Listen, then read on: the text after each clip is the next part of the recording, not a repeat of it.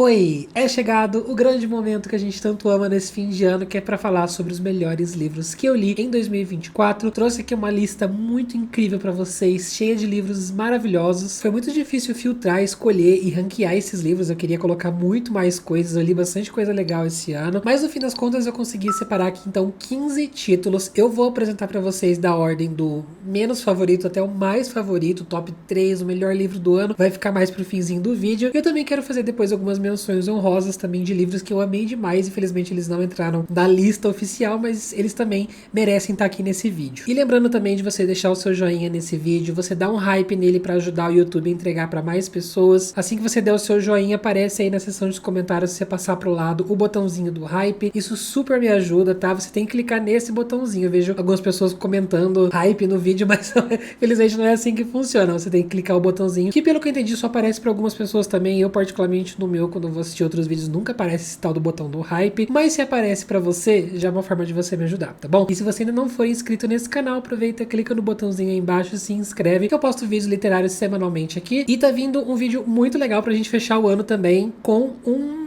projeto para 2024, um grande desafio aí, você que gosta de participar das maratonas que eu sempre faço, vai ter uma coisa um pouquinho diferente do que a gente tá acostumado logo, tá? Então já fica aí um spoiler, tá? Vamos começar então, mais uma vez, são 15 livros, então em 15º lugar a gente tem o maravilhoso, fantástico A Filha Primitiva, que eu li lá no comecinho do ano, eu li esse livro para uma maratona literária. Ele é um conto, uma novela bem curtinho, se eu não me engano existe alguma edição física desse livro também, mas ele foi vencedor do prêmio Kindle, então ele originalmente saiu em e-book, e ele é sim curto, mas ele tem uma intensidade gigantesca. É uma história muito crua sobre a vida de uma família de mulheres negras, especificamente a protagonista, que também é uma mulher pobre, é mãe solteira. Ele vai trabalhar bastante com a ausência do pai, e uma temática que a gente vê predominante nessa história é essa coisa de como os traumas, por mais que é você que está vivenciando o seu próprio trauma, você consegue passar isso de uma forma ou de outra, projetar isso na geração seguinte, então na sua filha, né? E a sua filha, quando ela cresce, de alguma forma as suas projeções também afetam ela, e isso faz com que ela passe pelas próprias situações e projete novamente na geração seguinte. Então é muito interessante ver como esse livro mostra explicitamente essas coisas acontecendo. O enredo é muito imersivo, eu adorei a voz que a autora deu para as personagens. E quanto mais a gente vai ver nessa trajetória, eu digo para vocês que mais você vai se surpreender e em alguns momentos até bem chocante as coisas que acontecem. É um livro que vai tratar sobre questão de abuso também, então tem alguns gatilhos relacionados a isso. E ele é um texto também que trabalha nessa estrutura de fluxos de consciência, então ele tem diálogos também inseridos dentro desse texto corrido, né? É essa estruturinha diferente que pra mim normalmente erro ou acerto, mas aqui foi um acerto muito grande. E no geral é uma história sobre pessoas machucadas e marcadas pelo passado e que hoje em dia foram mudadas, tamanho o ódio e a violência que essas pessoas presenciaram, e tudo isso entregue pra gente de uma forma que é tipo de arrancar o seu coração pra fora, ficar na mão, assim, sabe? Gente, é muito bom esse livro. Leiam. O livro seguinte, eu não esperava que esse livro fosse ganhar tanta força assim. Ele foi uma leitura conjunta do Catarse. Não foi todo mundo que gostou, se eu não me engano, até dividiu opiniões, assim. Teve muitas pessoas que acharam bonitinho, legalzinho, gostaram bastante do drama e tal. E outras pessoas que não viram graça nenhuma nesse livro. Eu vejo isso acontecer com vocês também, que alguns de vocês que seguiram essa indicação leram o livro. Uma parte realmente não curtiu tanto, mas eu não sei o que aconteceu, que pra mim ele funcionou muito bem. Eu acho que talvez tenha sido também porque eu não tava esperando nada dele, eu não tinha nenhuma expectativa em relação à história, ao que esse livro me entregaria. Ele tem uma capa também que não fala muito sobre o livro, que é a lista de coisas suspeitas. Em 14º lugar, então, a gente tem ele. Quem diria?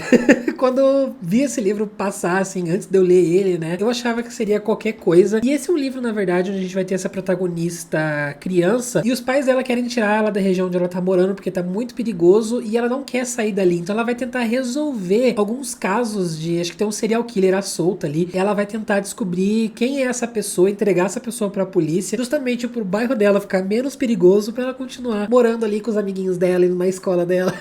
Então é muito bonitinho, porque obviamente ela é uma criança, ela não vai de fato investigar coisas sérias, né, ela não vai chegar a pistas que vão entregar coisas muito importantes, não vai ter cenas muito tensas, mas na medida que ela vai interrogando pessoas que moram ali, tipo, o cara da padaria, o fulano da lojinha, a vizinha dela. Ela vai mostrando pra gente, como leitor, os dramas que estão rolando ali nos bastidores desse bairro, dessa vizinhança, desse grupo de pessoas. Tem uma moça que ela tá presa com um cara que é abusivo com ela, tem um menino que é imigrante, tá tendo todas as questões de preconceito em relação a ele também. Então, assim, a gente vai vendo pequenos núcleos de assuntos muito interessantes e dramas que ele vai trabalhando na vida dessas pessoas que enriquece muito a história. Eu acho que pra mim foi o ponto principal dela. Eu não vi esse livro como livro de suspense, de thriller. Eu não queria saber, tava nem aí pra onde ia a investigação, porque eu tava muito imerso na vida dessas pessoas e são personagens interessantíssimos. E tudo isso contado com a sutileza e a inocência de uma criança narrando essa história pra gente. Eu lembro que eu falei no vídeo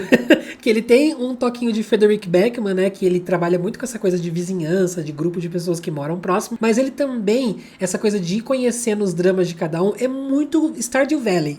Se você é viciado nesse jogo, eu sei que muitos de vocês aí gostam, que ao longo dos anos eu já peguei as diquinhas que vocês são viciados em Stardew Valley. Se você gosta de conhecer a história dos personagens do jogo, é um livro que vai trabalhar de um jeito muito similar, então fica aí a recomendação pra você também. Entendo quem não curte, porque realmente ele pode ser uma quebra de expectativa, ele pode ser até um livro um pouquinho mais devagar, dependendo do que você tá exatamente esperando que aconteça na história, mas pra mim deu muito certo. Nossa, esse livro é, assim, um quentinho no coração, de verdade. Aí a gente vai pro 13º lugar, que é o queridíssimo de muitos, que vai estar aí, acho que populando várias listas de vários criadores, e acho que na lista de vocês também, tá o Guerra Adorável Guerra. Gente, o que eu vi desse livro aparecer no meu For You, no meu feed, no meu tudo. Quanto de pessoa que eu vi amando, e comigo não foi diferente. Eu acho que foi uma leitura espetacular, porque eu não sabia muito bem como que ele ia fazer a coisa que ele se propõe, que é uma história de amor em meio à guerra, contada pelos deuses gregos. Eu não sabia exatamente se ia ser uma história focada nos deuses, os deuses iam viver esse romance, essa guerra e tudo mais, ou se eles iam influenciar diretamente nas coisas que estão acontecendo, que de certa forma é um pouquinho. E a forma como a autora fez foi, na verdade, um jeito bem mais lúdico, bem mais criativo, que eu não estava esperando, e eu achei sensacional. Na verdade, os deuses estão conversando entre si, e uma deusa vai contar essa história de amor e de guerra para um outro deus, e a gente, como leitor, vai acompanhar essa história, vai ouvir, né, diretamente dela. E, gente, que escrita linda! É uma escrita poética, uma escrita, assim, que a escolha das palavras te pega de uma forma muito grande, e por mais que não esteja acontecendo nada, só a forma como a autora fraseia, como ela coloca as ideias junto, assim, fica de um jeito tão bonito, tão emocionante, sabe? Eu lembro que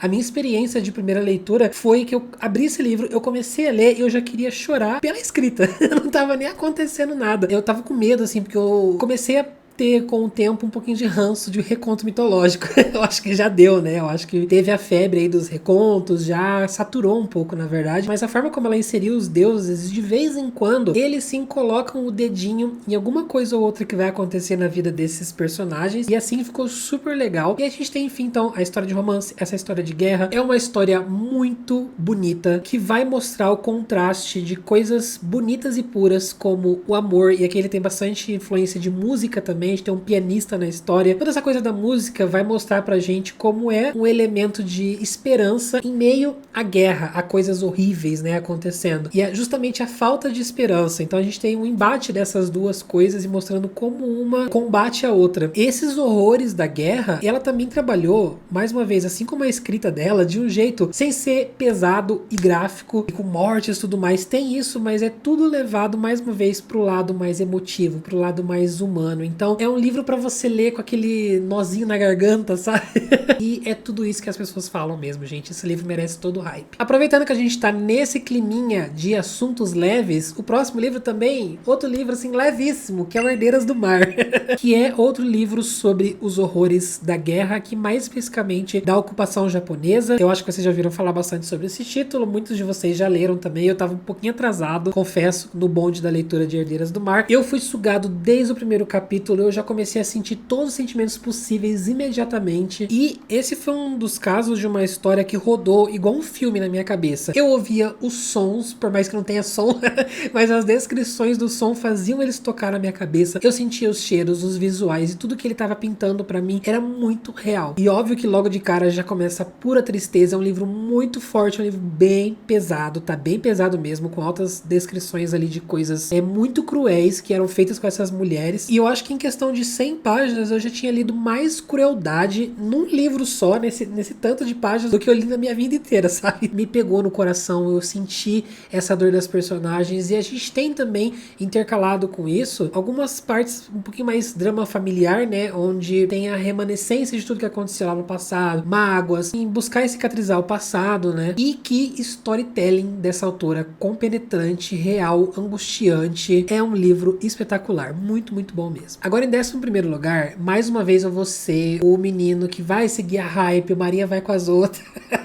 O livro que todo mundo já tá cansado de ouvir falar sobre, mas no meu top aqui ficou Nadando no Escuro. Esse é um livro que eu já sabia que ele seria meio tipo romance entre dois rapazes e que seria um pouco sofrido, que seria aquelas histórias que a gente já espera que o final não seja bom pra esse casal, que vai ser uma coisa bem mais dramática e tal. E ele realmente é, mas o que me pegou nessa história foi também a inocência e a forma como ele trata a descoberta ao longo dos anos de vida desse cara que tá se descobrindo gostar de rapazes e tudo mais, né? Primeiro que eu soube desde o primeiro segundo que eu amaria esse livro, que ia ser 5 estrelas favoritada.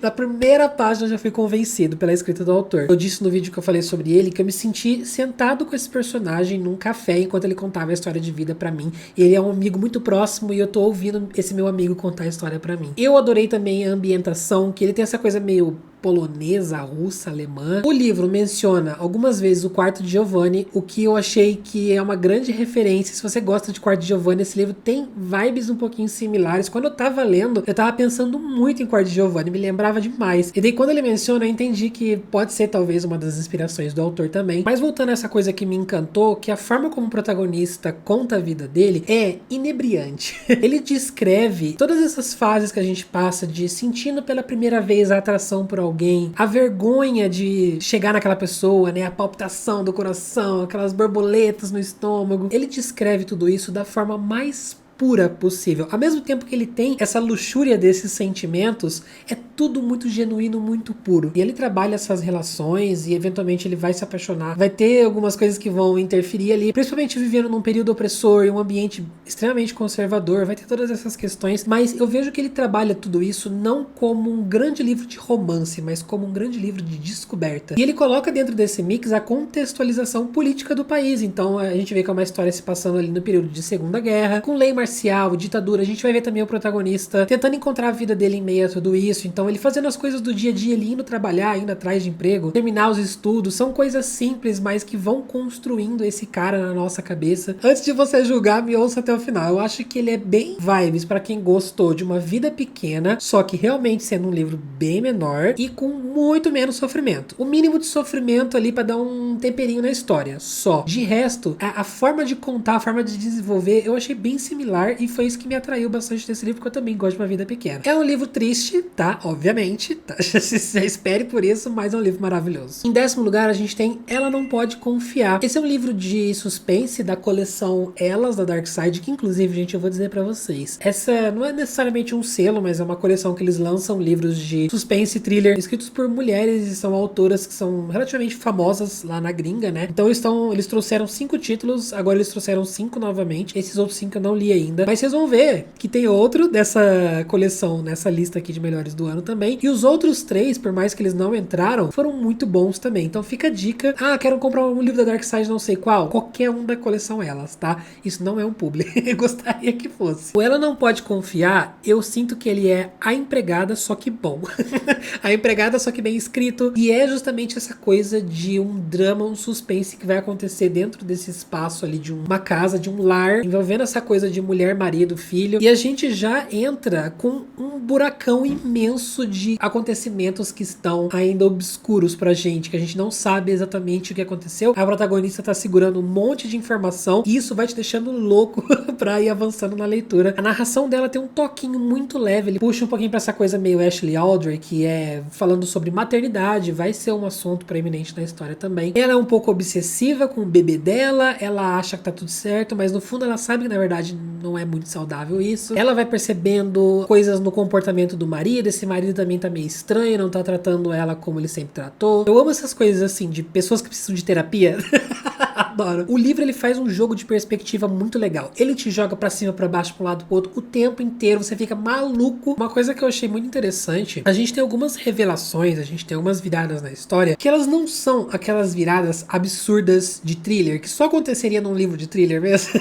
Tem algumas coisas ali que são muito humanas, assim, sabe? Muito pé no chão, muito reais. Eu achei que ela seguiria pra um rumo meio clichê, e ela riu na minha cara, porque ela foi totalmente o oposto do clichê. E eu terminei as últimas páginas desse livro, assim, com a mão na cabeça, desesperado, passando mal, respirando dentro de uma sacola. Se você gosta de suspense, você precisa, é obrigatório que você leia esse livro, é muito bom. Bom, vamos pro nono lugar, que é Dungeons e Drama, o nosso queridinho, que eu falei pra vocês que ele ia aparecer aqui nesse vídeo, aqui está ele. Eu li alguns romances esse ano, acho que a maioria dos romances que eu li foram todos bons, mas esse se sobressaiu pra mim especificamente por causa das temáticas que ele coloca ali no meio. Eu poderia colocar qualquer outro livro de romance, porque normalmente eu sempre aproveito muito, eu acabo gostando, apesar de se eu tenho alguma questão com o livro, no final das contas são sempre leituras gostosas e que eu aproveito independente de qualquer coisa, mas esse aqui me pegou pelo elemento nerd, onde a protagonista, ela vai ser obrigada a trabalhar na loja do pai, como um castigo por um negócio que ela fez lá, que ela desobedeceu a mãe dela, e essa loja do pai é loja de coisas nerds, que vende jogo de tabuleiro, cartinha de Pokémon,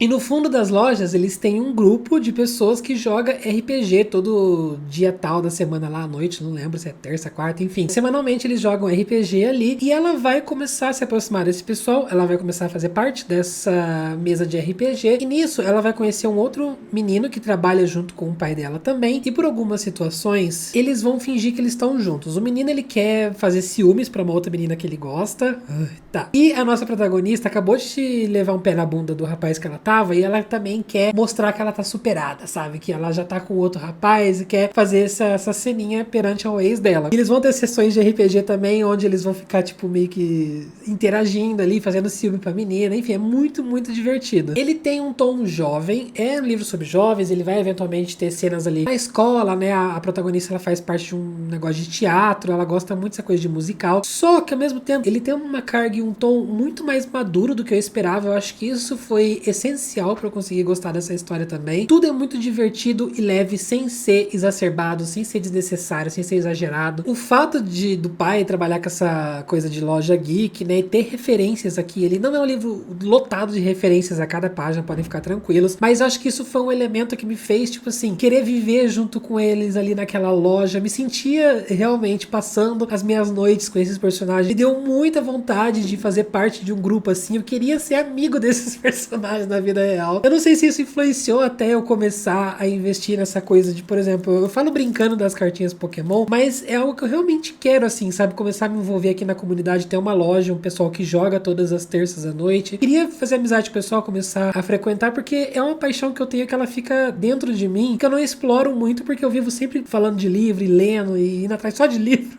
e eu deixo esse outro hobby meio que morto ali. Então esse livro me despertou novamente essas paixões. Eu amei, foi um divertimento imenso. Acho que a única crítica que eu teria, assim, é que eles poderiam ter ficado juntos antes. Sabe quando é aquela coisa que eles só vão se tocar que eles gostam do outro nas últimas páginas? Aí você fica tipo, ai, que ódio. Porque eu queria ter mais momentos deles juntos mesmo. Mas assim, todas as interações que eles têm, onde eles fingem estar juntos e tem toda aquela tensão, né? Mas você vê que na verdade os dois lados estão começando a criar sentimentos. Tudo isso é uma delícia, um sabor. E esse livro também foi a leitura conjunta do Catarse. Eu acho que foi quase unânime que todo mundo amou essa leitura. Tiveram algumas poucas pessoas que não curtiram tanto assim, mas no geral todo mundo amou. Então fica essa recomendação. Esse livro saiu esse ano, eu não sei se ele ganhou todo o hype que ele merecia, mas estou eu aqui fazendo esse hype para vocês lerem. Em oitavo lugar fica O Bom Filho, que também é uma outra leitura que eu não esperava que estaria tão alta assim, que estaria nesse ranking, na verdade. Eu sempre adiei a leitura desse livro porque eu achava que eu não ia gostar.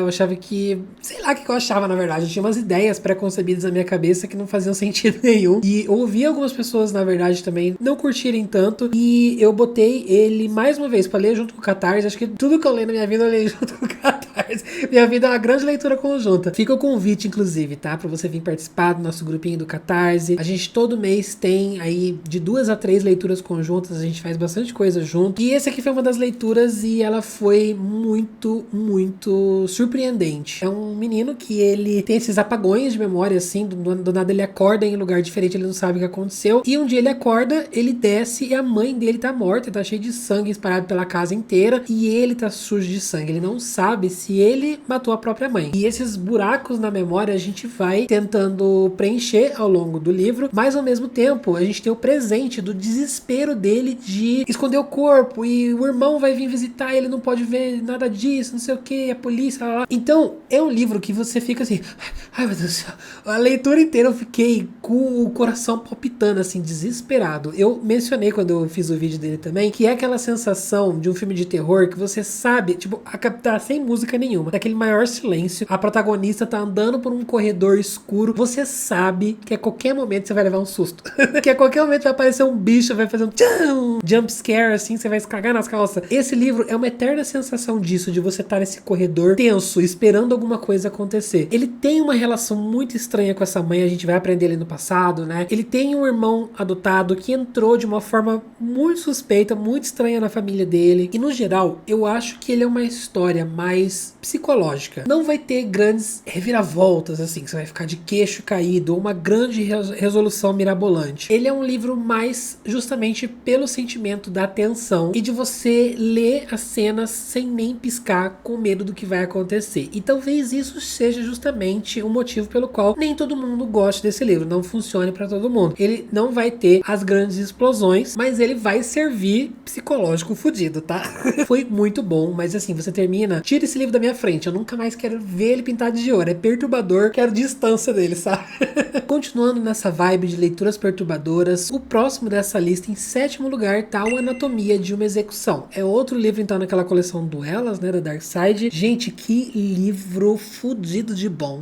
Desculpa o palavrão, desculpa falar dessa forma, mas que livrão. Esse livro a gente já começa vendo um serial killer no corredor da morte ali, né? Ele tem mais alguns dias e aí a gente vai, então, voltar e acompanhar, eu acho que desde o nascimento dele, se eu não me engano, toda a construção do passado e o que esse cara passou, justamente pra mostrar quem é ele pra gente e tudo que aconteceu por causa disso. Ele é um livro com uma carguinha pesada, tá? Ele vai ter alguns assuntos tensos, tipo violência doméstica, abuso, logo de cara, assim, tá? Nas primeiras cenas de flashback já tem isso. Só que ele lê muito rápido, ele lê muito fluido, ele tem esse balanço entre as coisas que ele tá falando e a forma como ele tá falando essas coisas pra gente. Esse cara, esse protagonista, ele é uma pessoa muito fria, muito calculista, a construção dele também é muito espetacular e ele, tipo assim, ele tá sempre olhando pras pessoas e estudando essas pessoas e vendo como manipular essas pessoas. Só que os flashbacks vão tornando ele mais humano, vai fazendo você, de certa forma, empatizar, né? E vai criando essa coisa, eu odeio falar essa expressão, mas essa moralidade cinza no personagem, essa contação do passado é o que brilha nesse livro. Ele é um livro muito mais, eu digo, que é sobre drama familiar, é o suco do drama familiar, se você gosta assim como eu, mais do que, de fato, investigação, serial killer, isso é só, tipo, as consequências do futuro. Mas a gente vê o que ele passou com os pais e quando ele saiu de casa, o que aconteceu depois. É absurdo a quantidade de camadas que ele vai ganhando. Esse cara faz você sentir pena dele, faz você ficar triste por ele, por mais que ele tenha feito coisas horríveis, mas é mais um negócio assim, tipo, você conhece a história e você torce tanto para que ele consiga se reencontrar, para que ele consiga juntar esses cacos dele e escapar desses monstros internos que tanto assombram ele. Só que daí, infelizmente, ao mesmo tempo, ele mostra um lado muito monstruoso que não tem como defender, não tem como passar pano. Então você fica nesse eterno conflito enquanto você tá lendo, sabe? Um livro perfeito, uma conclusão perfeita também, tem várias críticas ao sistema judiciário americano também, tá?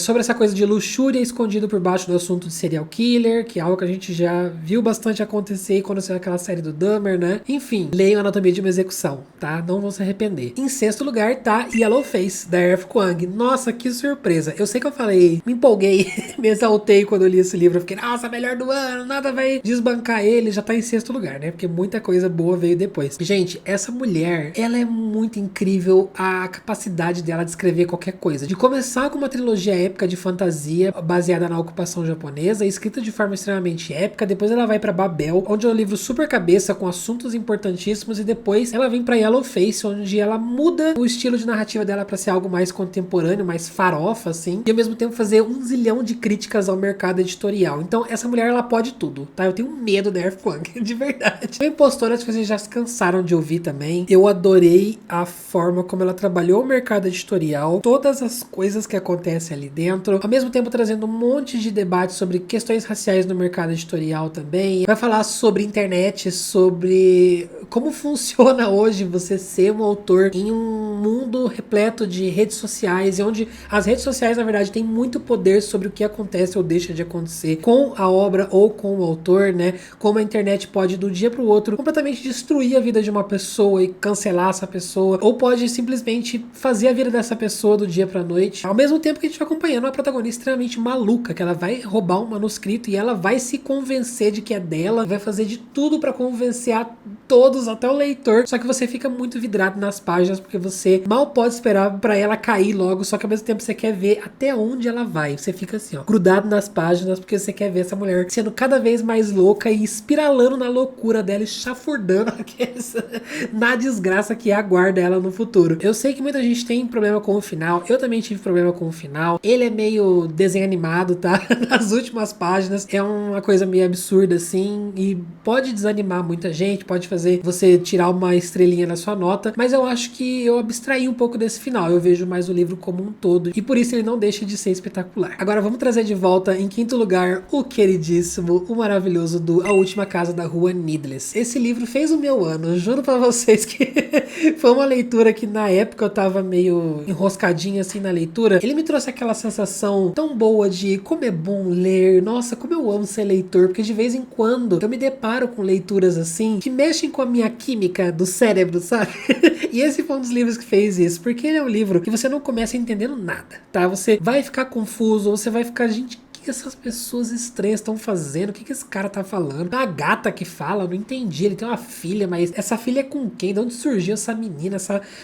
Uma loucura. Nada vai fazer sentido. Até que ele vai começar a juntar essas peças e você vai começar a criar algumas teorias e ele vai amarrar tudo mais pro final do livro. Então você vai passar por uma parte onde vai estar meio que no escuro, e é isso que pode, às vezes, fazer algumas pessoas desistirem da leitura. Muita gente amou, tá? Muitos de vocês me deram esse feedback de que vocês também acharam o livro incrível, mas muita gente falou que não teve paciência porque não tava gostando, não tava fluindo. E eu entendo, mas gente, sério, siga até o final, faça esse esforço, porque ali pelo 70% ele vai juntar todas essas peças e ele vai explicar de uma forma extremamente plausível, que vai fazer todo sentido. Ele vai levar pra um negócio mais psicológico, tá? Os personagens têm uma questão mental ali, que eu não vou falar mais nada pra não entregar, mas assim, é muito bom a forma como ele conecta todos esses elementos. Não é um livro perfeito, tem, por exemplo, uma subtrama ali de uma irmã que desapareceu, alguma coisa assim, uma irmã que morreu, sei lá, que não serve pra muita coisa, tá?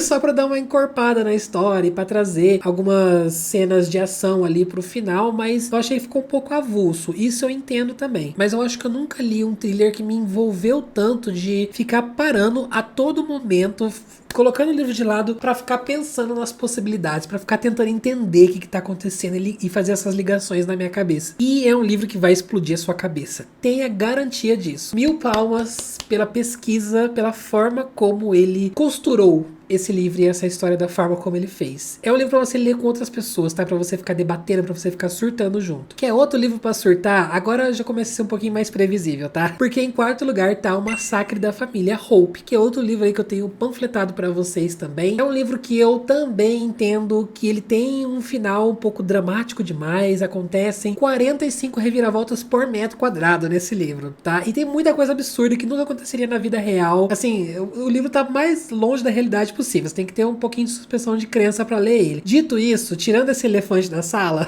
gente, que livro que me prendeu também do começo ao fim. Que livro que me fez viver nessa história e ficar tão preso no livro, assim, dessa... Sabe quando você tem aquela sensação de que o seu ouvido tampa, parece que você tá dentro do universo. Quando alguém vem falar com você, o celular toca, alguém toca a campainha da casa, parece que você sai de um torpor, assim, parece que você volta a ouvir o mundo ao seu redor, você tava totalmente desligado. Eu fiquei assim enquanto eu tava lendo. Ele é super atmosférico, a gente tem essa ambientação de uma mansão, onde vivem poucas pessoas, a protagonista, ela vai cuidar de uma mulher que ela passou por, acho que derrame, AVC, alguma coisa assim, ela não consegue mais falar, ela não consegue mais se mexer, ela só consegue mexer um dos braços ali, e aconteceu uma coisa muito terrível anos atrás, onde a família inteira, houve esse massacre, né, a família inteira morreu, e só essa mulher sobreviveu, e ela vai querer contar pra nossa protagonista através de digitando com a mão dela, com o braço dela que funciona, ela vai digitar na máquina de escrever ali, e vai contando o que de fato aconteceu anos atrás. Então, é muito bizarro, porque tem poucas pessoas ali, aí a protagonista, tipo, ela vai dormir, e ela começa a ouvir barulho pela casa, e gente andando, ela fica, ai meu Deus, será que essa mulher realmente, ela tá meio inválida, ou ela consegue se mexer, será que ela tá me enganando? E você vai ficando assim,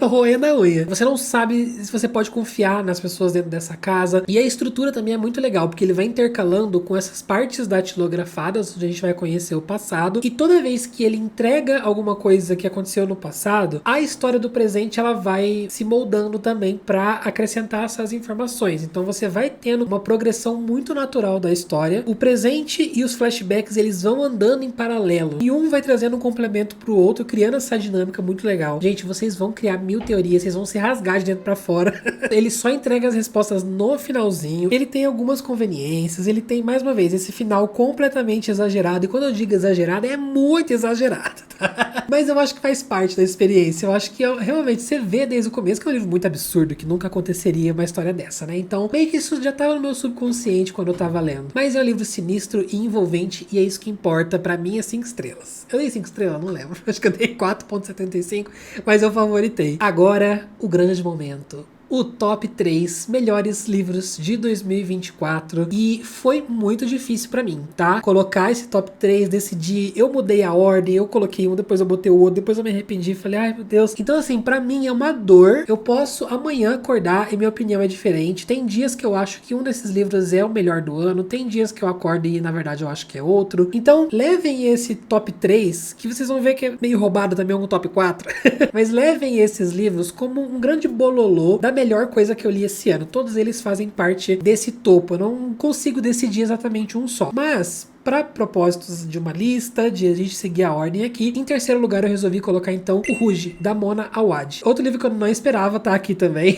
O Bunny, ele foi muito bom, mas ele também não foi essa coisa toda, né? Então eu já fui em Ruge sabendo que o autor escreve histórias malucas, histórias que você precisa ficar 40 minutos por capítulo olhando pro teto, tentando entender o que você leu, o que acabou de acontecer. Um livro que você é, assim, essencial que você leia com outra pessoa para discutir. Se você lê sozinho, não é a mesma coisa, porque é muita loucura, gente. É muito um livro extremamente fumado, com muitas teorias. Então, sabendo de tudo isso, eu já fui esperando passar por essa experiência, né, de ler a Mona Awad, mas ao mesmo tempo eu não fui esperando que ele fosse o melhor do ano. E eu quebrei a cara. Eu achei ele muito superior a Bunny, eu amei muito mais. E esse livro não sai da minha cabeça. Gente, me dá até uma raiva, porque eu não consigo, meses depois de ter lido, parar de pensar no raio desse Ruge. Esse é um livro que vai falar sobre a obsessão pela beleza, pelos padrões de beleza, e por se manter jovem, e por produtos de skincare. E a gente pode, na verdade, usar várias mensagens e várias coisas que a autora insere nesse livro, até para outros aspectos da vida, outras obsessões, assim, sabe? Obsessão por ser relevante, ou obsessão pela fama, pelo sucesso. Basicamente, Ruge é sobre uma mulher que a mãe dela já era muito estranha, já era muito obcecada por essa questão de skincare, produtos de beleza, e se manter jovem, e ela vai eventualmente descobrir uma seita de pessoas que prometem a beleza. Só que essa seita é uma seita, então é muito estranha.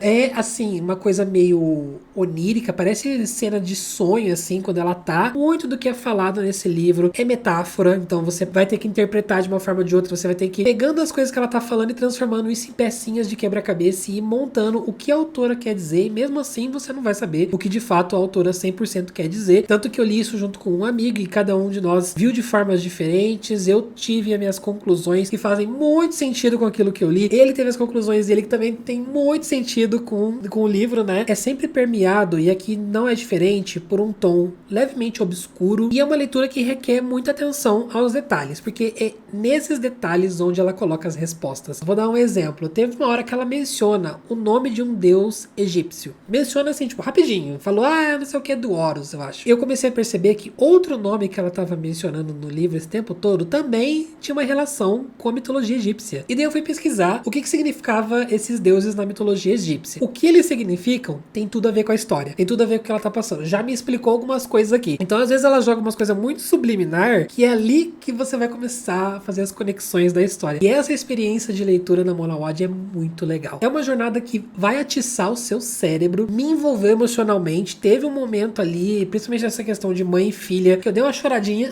que eu dei uma emocionada. Que livro bom, meu Deus. E eu não consigo parar de pensar nele. Às vezes eu lembro, sabe, do livro, assim, das coisas que ela quis dizer. Eu lembro das teorias que eu tive, eu só fico assim mesmo, tipo, velho sentado na cadeira falando com o vento. Eu fico desse jeito, eu fico, nossa, que coisa, que negócio, os bichos é muito, essa mulher é muito. Então isso faz, às vezes, Ruge ser considerado como o melhor livro do ano pra mim. Às vezes ele tá em primeiro lugar, às vezes ele tá aqui em terceiro, às vezes tá em segundo. Cada dia eu acordo de um jeito diferente, tá? Mas tá aí pra vocês, Ruge. Em segundo lugar, eu resolvi ser justo, porque quando eu leio o Brandon, obviamente, Brandon é minha vidinha, né?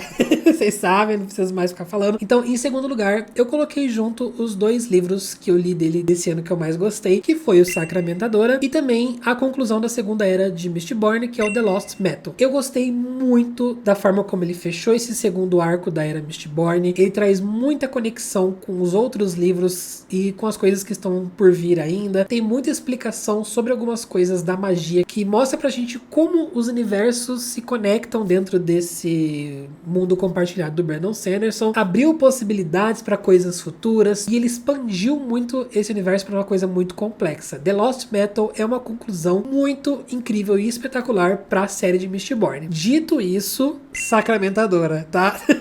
Eu quis colocar os dois juntos porque eu não poderia deixar de mencionar o The Lost Metal, que também foi muito bom, mas Sacramentadora, eu acho que até agora foi... Eu tô lendo o quinto livro, tá? Eu tô no Indian Truth, mas eu acho que o Sacramentadora até agora é meu favorito da série. Desde que a gente se viu pela última vez aqui, eu já li o quarto livro também, tá? O Rhythm of War. E foi o único livro da série que eu dei 4 estrelas, tá? Não me matem. Ele é um livro bem mais lento, eu entendo a importância dele na série, mas eu me arrastei demais pelo quarto livro. Agora, Sacramentadora foi muito bom, porque me entregou tudo que eu tava esperando da série. Intrigas políticas, expandir pros outros reinos, a gente conhecer mais desse continente de Roshar. Aqui foca bastante no passado de um dos meus personagens favoritos, que é o Dalinar. Apesar de eu acho ele muito injustiçado, muita gente odeia ele, não suporta o Dalinar. Eu amo, porque ele é um personagem muito complexo, sabe? Ele tem um passado extremamente sangrento e sombrio e violento, e hoje em dia ele tá justamente tentando reunir as pessoas, juntar, criar essa união no reino e conseguir salvar o universo de uma grande coisa terrível que vai acontecer. E você esperar isso de uma pessoa que lá atrás ele só queria, na verdade, destruir tudo. Então, essa construção que a gente tem pro personagem do Dalinar, pra mim, foi muito maravilhosa. Eu adorei também conhecer mais sobre cada livro. O Brandon Sanderson vai expandindo ainda mais o sistema de magia, vai ficando mais difícil. Nossa, eu vou marcando tudo, porque é tanta informação, mas eu adoro isso, eu adoro essa sensação de uma coisa muito rica, muito inteligente, e você vê que ele se importa em criar os mínimos detalhes. Até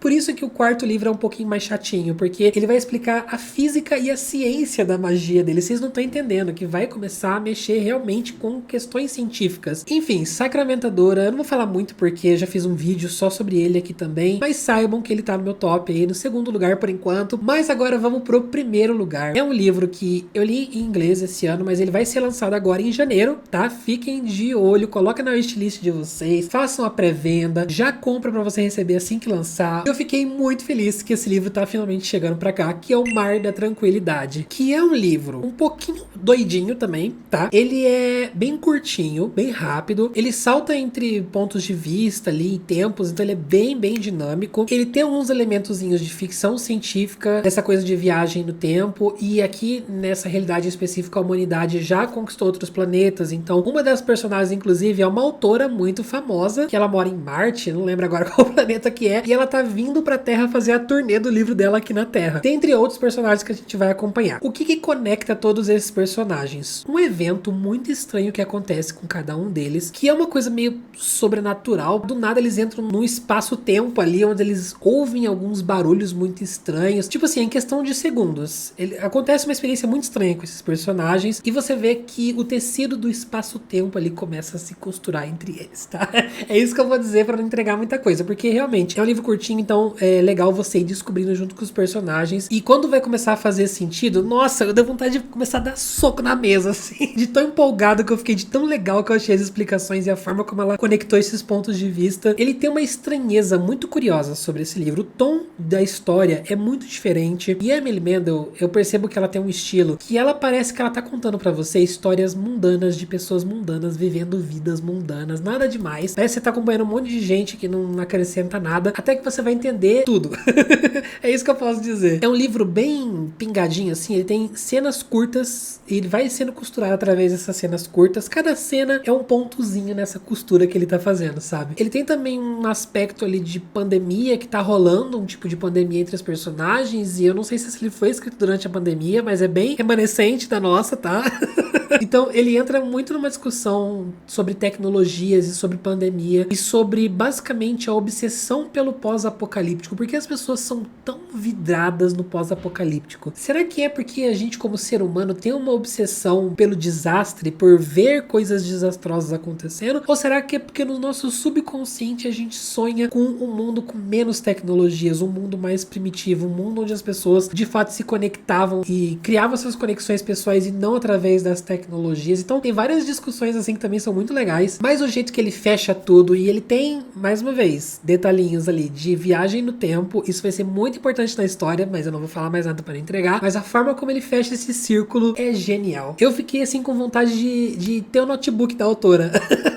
De conseguir os arquivos dela, de como ela planejou essa história, de como ela fez tudo isso funcionar, porque é muito bem feito. Mais uma vez, esse livro vai sair agora em janeiro. Gente, leia, compra, bota no clube do livro, pede pra mãe, sei lá, faz alguma coisa, mas peguem esse livro pra ler agora quando sair, porque ele é muito sensacional. E ele é o melhor livro que eu li então em 2024. Às vezes ele troca com o Ruge, às vezes ele tá ali em segundo lugar, mas ainda assim não deixa de ser fantástico. Bom, como eu estou completamente apavorado por mim mesmo, porque o meu bruto aqui já tá com 81 minutos, 1h20, eu vou falar rapidamente sobre algumas menções honrosas de livros que foram muito legais também, que infelizmente não entraram na lista principal, mas eu quero deixar claro que eu amei demais. Então o primeiro deles é O Caçador Sem Coração, da Kirsten Ciccarelli. Acho engraçadíssimo esse sobrenome dela. É um livro de fantasia que inclusive tá vindo aí a continuação ano que vem, tô empolgadíssimo, que é essa coisa de caçador e de bruxa, né, só que eles vão entrar num relacionamento porque um quer algo do outro, vai criar aquela tensão que eles não podem descobrir a realidade sobre cada um. É uma fantasia super farofona, tá? Não espere nada demais, a escrita é bem qualquer coisa, bem mediana, mas gente, que diversão, o quanto eu me diverti lendo esse livro, não tá escrito no gibi. Outro que também é assim, Magia das Marés, que eu acho que o segundo livro já tá em pré-venda, já foi revelado capa, não sei, mas tá vindo aí e eu tô,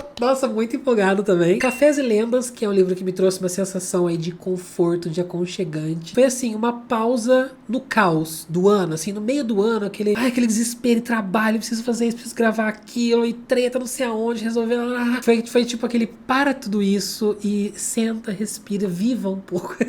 Foi essa sensação, assim, muito gostosa, sabe? As continuações de Os Naturais também estão sendo maravilhosas, mais especificamente Instinto Assassino. Por enquanto foi o melhor da série. Ainda falta ler os dois últimos, que eu vou ler em breve, tá? Trago opiniões aí pra vocês. Mas podem ir sem medo. Alguns de vocês me perguntam se eu prefiro a série dos Naturais ou a outra dos Jogos de Herança. Eu digo, se você quer conhecer a autora, vai por essa série aqui, tá? Que eu acho que é um pouquinho melhor que a outra. O Cleópatra e Frankenstein, apesar dos pesares, apesar de eu estar muitas vezes sozinho nessa, mais da metade do Brasil discorda o quanto de pessoa que detesta esse livro, mas pra mim, por algum motivo, ele funcionou. Eu adorei essas pessoas quebradas, eu adorei a melancolia desse livro, é um sentimento muito proeminente, tá? É um livro que se você tiver mal, você lê, você vai ficar pior ainda, tá? Muito cuidado que ele te deixa triste. Mas eu gosto de tristeza, então...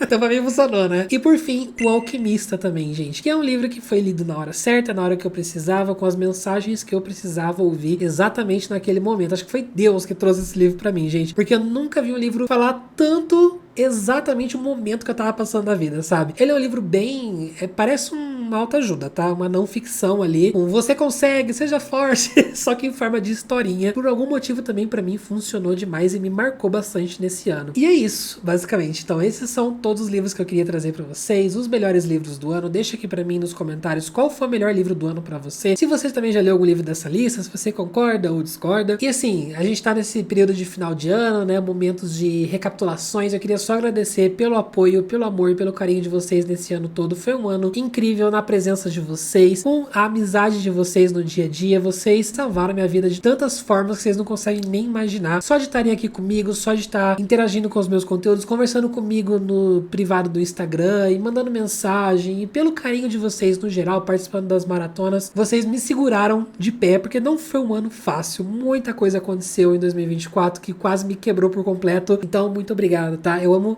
muito vocês, não vou chorar. Enfim, todos os recadinhos lá. Se quiser comprar algum dos livros que eu mencionei aqui, meu link da Amazon fica na descrição. Por favor, lembra de mim quando você for comprar seus livros. Usa o meu linkzinho da Amazon. E se você quer estar mais perto, e outra forma de você apoiar o meu trabalho também é assinando o meu Catarse. Você tem as nossas leituras conjuntas, que eu tanto mencionei ao longo desse vídeo, né? Mas também você recebe conteúdo antecipado, você tá por dentro de tudo que tá rolando no canal. A gente tem um grupinho no WhatsApp pra gente conversar e falar bobagem o dia todo. Tem vídeo extra pro pessoal do Catarse, o pessoal ganha marcador, enfim, muita coisa que você recebe se tornando um membro, assinando o meu Catarse e também ajudando o meu trabalho, tá bom? Muito obrigado se você assistiu esse vídeo até aqui. Eu vou ficando por aqui, a gente se vê no próximo. Grande beijo pra vocês e tchau!